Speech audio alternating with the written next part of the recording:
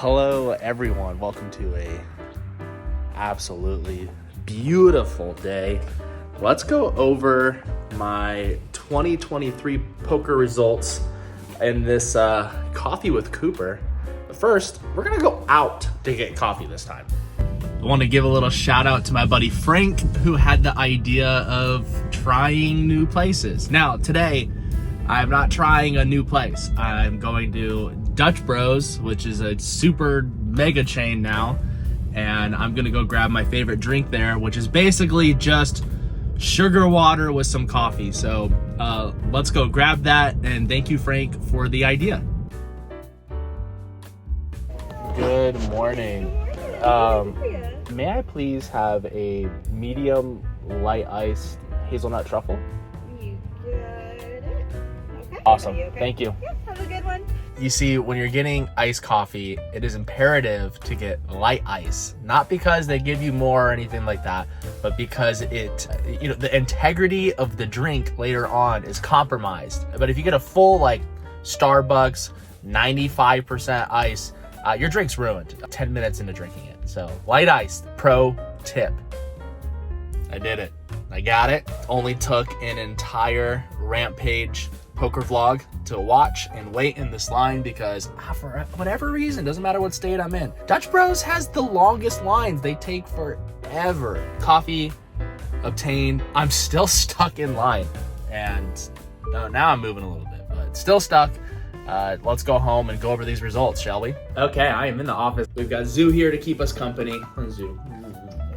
So let's just get into the meat and potatoes. Let's start off with tournaments. Tournaments, I played a lot. I think in the grand scheme of things, compared to other poker pros, and that's for me, the quotes are for me. I probably played a really small amount because I have a full-time career, but I will be playing more and more and more and more. And this year there's a huge upspike in how much I've played. So I played 68 tournaments. I cashed in 23 of those, which is great because I think that, even some of the best tournament players in the world cash only about 15% of the time. I think that's a good rule of thumb. We're looking at a almost 34% cash rate, which is pretty sweet.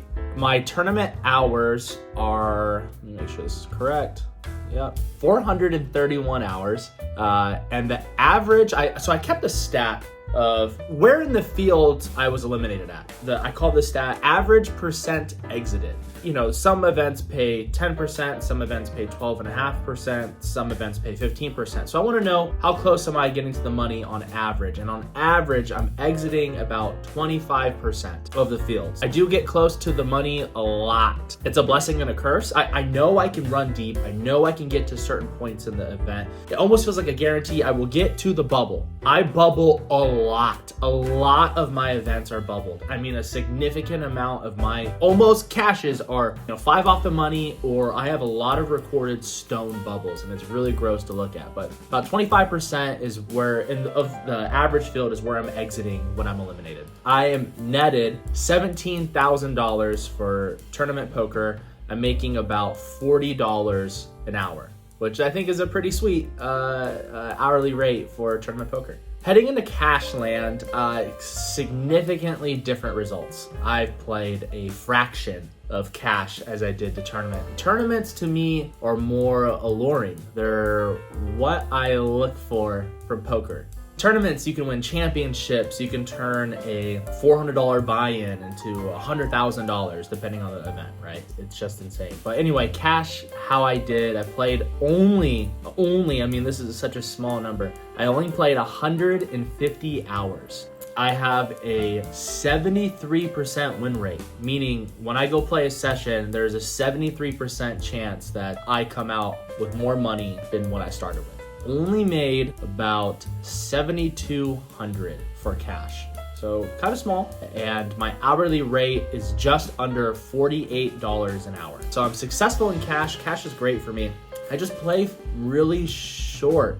And that's usually not because I hit and run or I'm up $20 or $100 or I'm up $1,000 and I just want to leave. It's usually because that's all I have time for. I only have time for a 2-hour session or an hour session. My average session is 2.5 hours. I schedule so much more time for tournaments. All in all, for this year, 2023, I netted $24,200, which is really, really great. It's a good side income. And right now, I consider myself a tournament pro. I take tournaments very seriously. I play with professionals and I'm looking to be the best. With all that being said, this is still a side income for me with my legal career still being my 9 to 5. So to earn something like that on the side is really great. I've been able to have poker pay for wedding budgets, flights, credit cards. I've been able to do a lot of cool things because of poker. So now that we know how I was doing financially in poker, let's go over some of the goals I set at the beginning of the year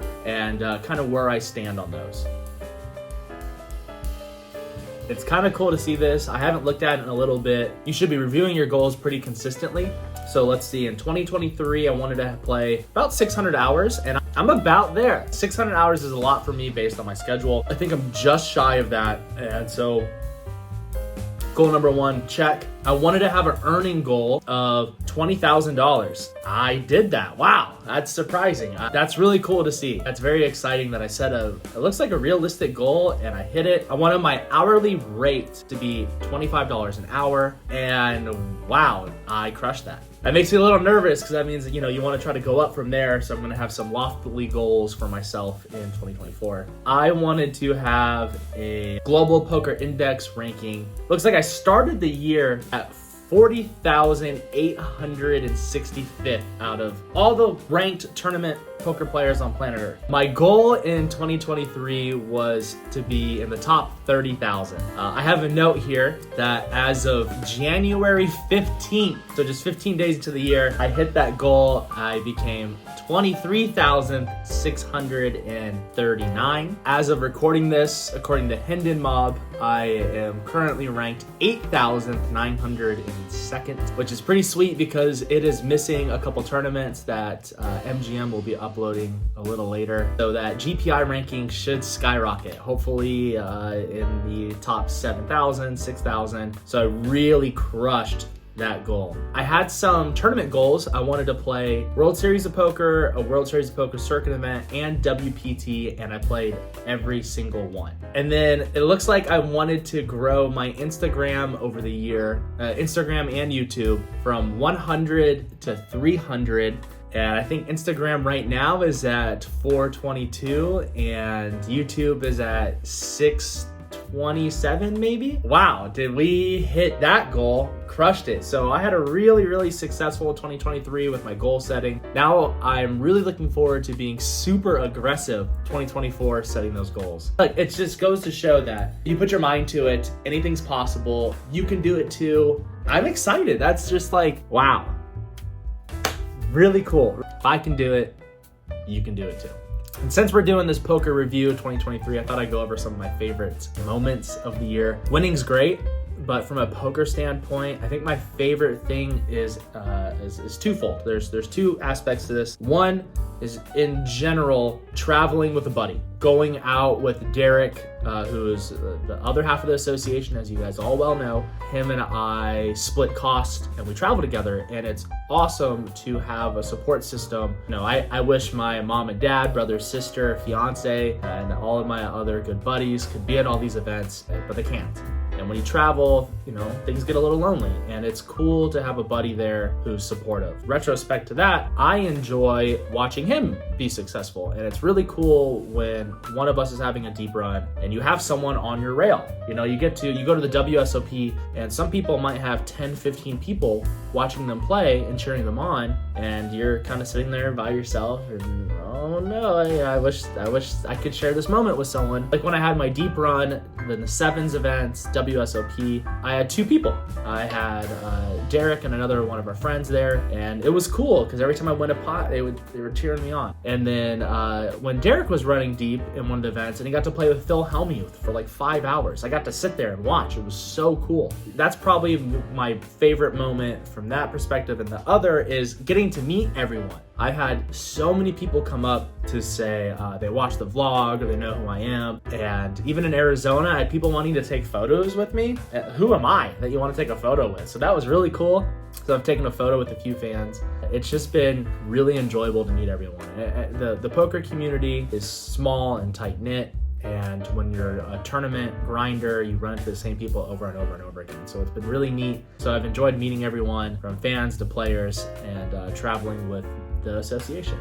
I think that's it for the 2023 wrap up. I'm going to do a video on some 2024 goal setting. And maybe I bring Derek into that video and you can see how the association thinks when we're goal setting for 2024. Thank you so much for watching to the end of this video. It helps me out a lot. Please remember to like and subscribe if you haven't already.